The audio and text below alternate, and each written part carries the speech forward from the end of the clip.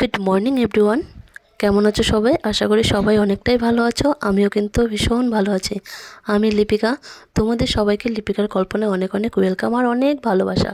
তো কালকে সন্ধ্যাবেলা তোমাদের দাদাভাইয়ের অর্ডার ছিল, সে নাকি লুচি আর সুজি খাবে।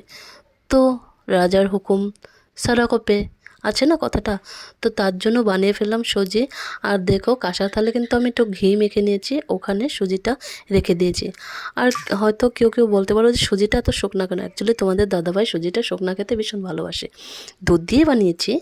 তো দেখো এখানে মেখে নিলাম, তারপর আটা। অ্যাকচুয়ালি ময়দাটা খাওয়া কিন্তু অত শরীরের পক্ষে ভালো না, যেটা খেলে নাকি আমাদের থাইরয়েড বা ইউরিক অ্যাসিডের জন্য অনেক খারাপ।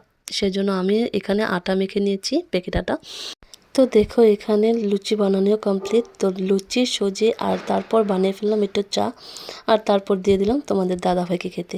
তো ভিডিওটা কেমন লাগলো গাইস অবশ্যই কমেন্ট করে জানাবে, আর ভিডিওটা দেখার পর একটা লাইক অবশ্যই দিবে। আজকে এতটুকুই, টাটা।